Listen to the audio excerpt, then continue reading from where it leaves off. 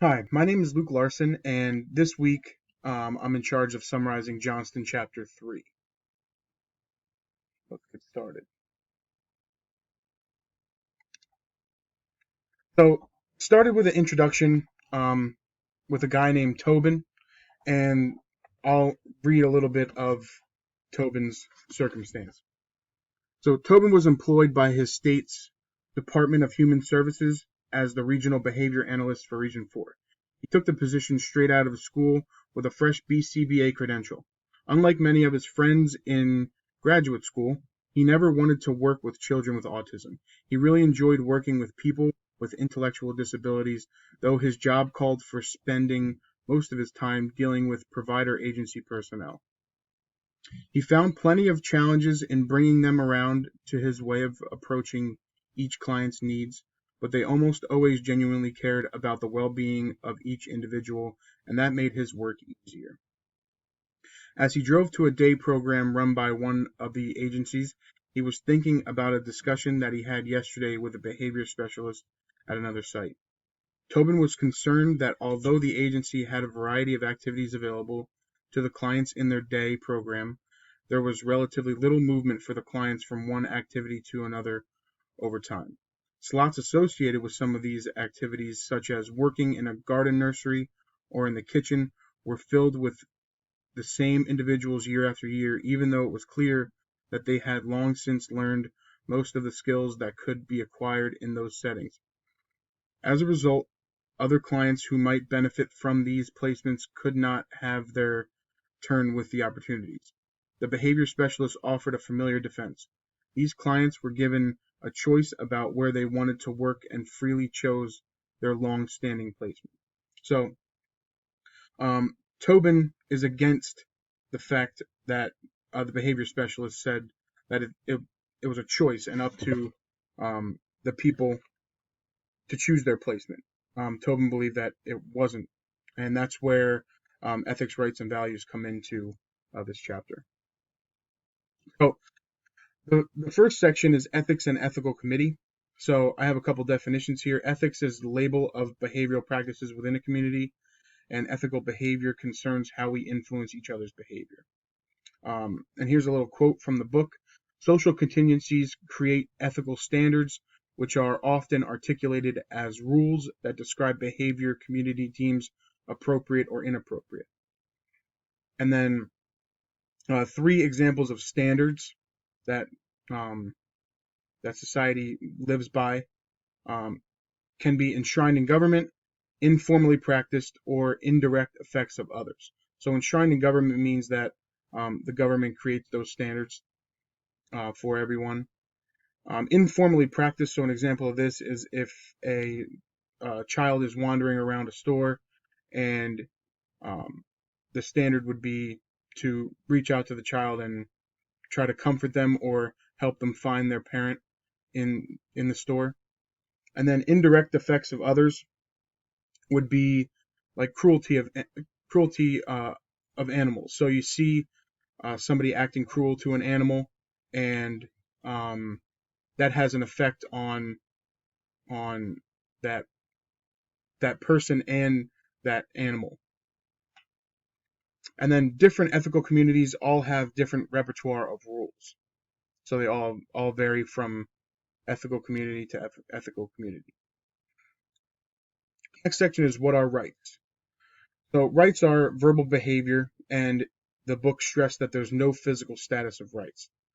So a statement about rights are to describe a circumstance that allows one to obtain reinforcement or avoid punishment. So an example from the book said, if someone wants to obtain reinforcement from using your body, we expect to be able to grant or refuse permission to do so. So we, as the person who they'd be using our body, so for like a job, let's say, we expect to be able to grant or refuse permission for them to use us to to complete the job. We all have a right to use our personal possessions. So a robber does not ask for permission; they just steal your money. And then even if somebody's kind-hearted, they might not ask for permission. And then one thing that the book also stressed was mands. So mands are verbal operant in which response is reinforced by a characteristic consequence.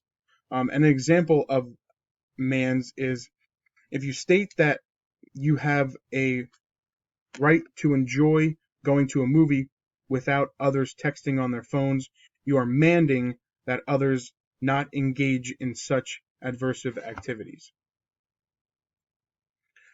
Where do rights come from? Ethical community defines and sanctions an individual's rights. So it can be different communities or it can be controlled by government.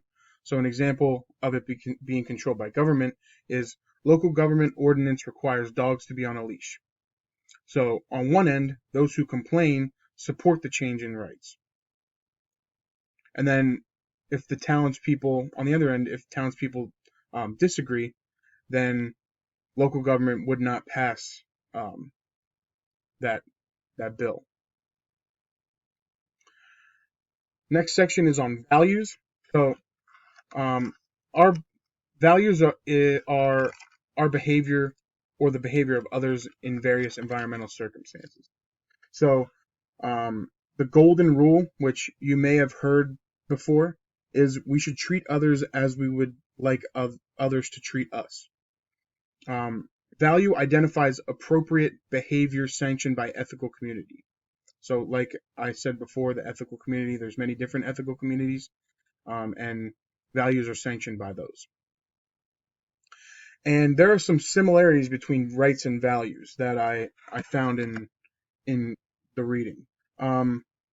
So some of the similarities, they both refer to morally acceptable or desired actions within a community. They both focus on preferred ways of behaving, and they both imply a reinforcing state of affairs that would result from actions consistent with the right or value. Next section is on our values beyond science.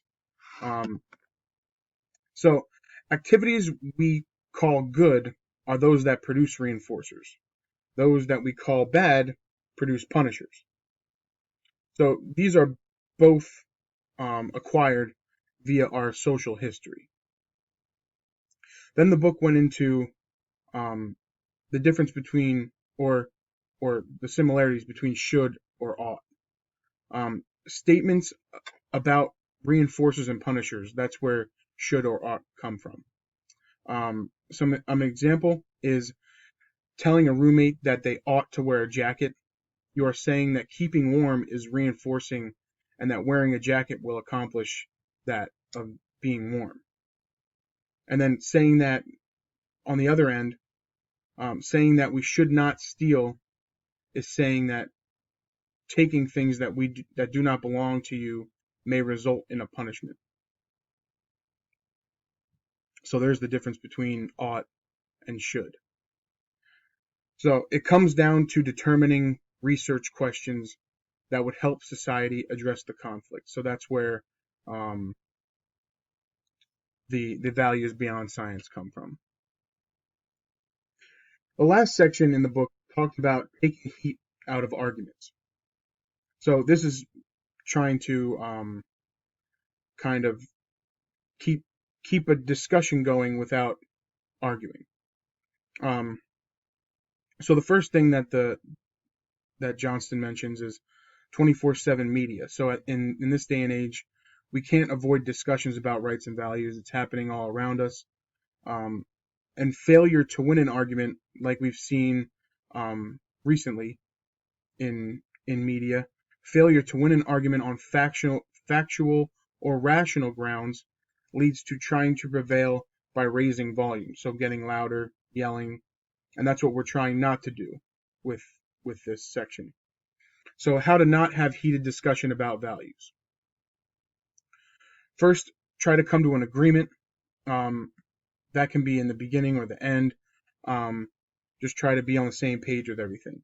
Lay preliminary groundwork. So talk things out and just lay out how the discussion is going to go. Use examples to make sure that everyone understands what the discussion is about and what not to bring up. And then do not focus on conviction of a person's values, but how the behavior was learned. And finally, I have my open-ended question. So for my open-ended question, I want you to think about your workplace. So what are some of the rights you and your colleagues have in the workplace? Can be one, two. And then what are also some values you and your colleagues have in the workplace? So whatever your workplace happens to be, what are some of those values? And why do these rights and values exist in your specific work environment? Think about your colleagues, students, if you're in a school, and the parents who are associated with those students, and maybe others who are involved. So you can think about friends, family, anyone else involved. And I'm looking forward to hearing your answers. Thank you.